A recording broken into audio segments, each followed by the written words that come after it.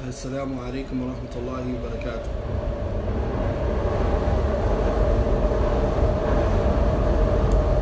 Alhamdulillah, salatu wa salam ala rasulillah amma ba'd.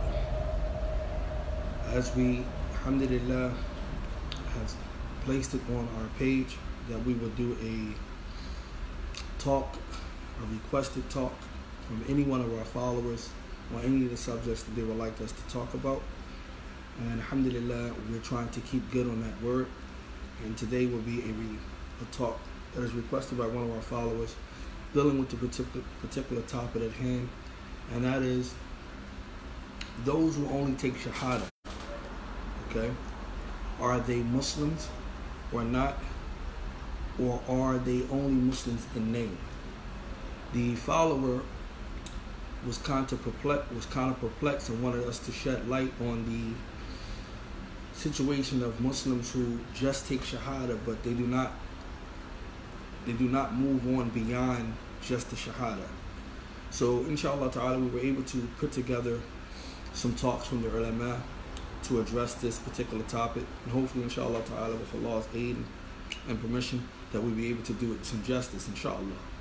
But before going into the talk, we would like to remind ourselves and others, and this all falls in line with the talk, about the hadith of the Prophet ﷺ that is collected by both Bukhari and Muslim, where the Prophet ﷺ says, Sibabul Muslimi fusuqun.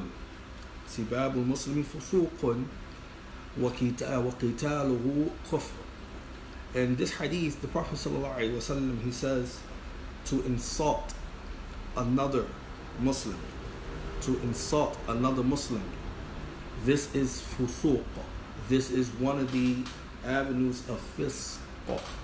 This is no doubt a sin, to insult. And to insult your Muslim brother, this can be done by way of the tongue, this can be done by way of the hands, but here we're talking about the tongue, and this can be done in many forms, as the scholars have explained, like backbiting, like tail carrying, like calling someone out of their name, like mentioning something that is a deformity that one of them may have, or calling them by a short one, or so forth like that, or saying something to them that is not pleasing.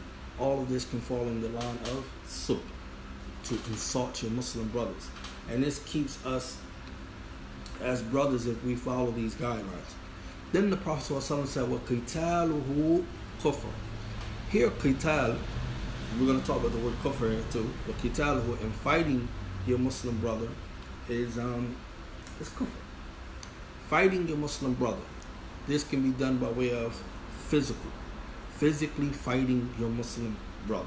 Okay, it is not permissible to fight anyone that is Muslim, but if the need or if the situation occur, then there are certain guidelines for that, as Allah Jalla wa Ala will address it, because the ulama, and from amongst them Shaykh Uthaymeen, as well as Ibn Hajj al-Asqalani in this explanation, and as well as Al-Mubarak-Furi in this explanation to this tremendous hadith from Bukhari, that the kufr here is not the major kufr that will take a person out of the fold of Islam. So fighting a Muslim will not exit you out of the fold of Islam. Now killing a believer is different, but fighting a Muslim will not exit you out of the fold of Islam. This here is what we talk about, minor kufr. But like we said, with the Sahabas of the past, they weren't stuck on between major or minor. They accepted it as it is. If it's kufr, and they stayed away from it. We got categorizations now, so we think that something minor means that okay is okay. No, it's not. If it's minor, even if it's major, it's not. The only difference here is that if it's a major kufr, it can take you out of the fold of Islam. But being a minor kufr here is not major, and this is based off the ayat Allah Jalla wa Ala. He says in Surah Al-Hujurat, Allah says, وَإِن طَائِفَتَانِ مِنَ الْمُؤْمِنِينَ اقْتَتَلُوا. He said, مِنَ الْمُؤْمِنِينَ تَقْتَتَلُوا فَأَصْلِحُوا بَيْنَهُمَا فإن بغت إحداهما على أخرى فقاتلوا التي تبغي على حتى تفيء إلى أمر الله فإن فاءت فأصلحوا بينهما بالعدل وأقسطوا إن الله يحب الأقسطين. This verse is the 9th verse that comes in Surah Hujurat, which is the 49th chapter of the Quran, where Allah Jalla wa Ala said, if two parties or groups from among the believers now were to fall into fighting, okay, if they was to fall into fighting, فَأَصْلِحُوا بَيْنَهُمَا. Make reconciliation between them. How do you do this? إِذْ فَبَغَتْ إِحْدَاهُمَا عَلَى أُخْرَى. But if one of the parties or one of the groups of the believers insist on still fighting, still being outraged against the other party, then all of the believers get together to make sure they subdue and prevent the one that is still being insisting on fighting the believers. And if they comply with the commands of Allah Jalla wa Ala, then you cease and fighting against them. And Allah says, and be just.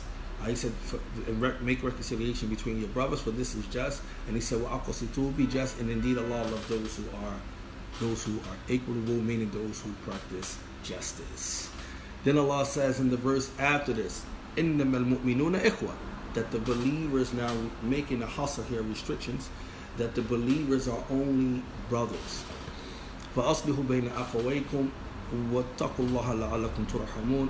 So Allah says, make sure you make reconciliation between your brothers, okay, and fear Allah Jalla wa Ala, so that you may obtain His mercy. So someone might come and say, brother, I hear the ayat, brother, I hear the ahadith, but that is not stopping the current events. That is not stopping Muslims from transgressing against Muslims. That is not stopping people who have Shahadah or profess to have Shahadah to insult and do this and do that. And that is because you have to understand something very clear. And inshallah ta'ala, in this talk, you're going to see that. Again, what will prevent a person from doing something? There's another hadith that is from Abdullah ibn Amr that is actually mentioned in the Kitab.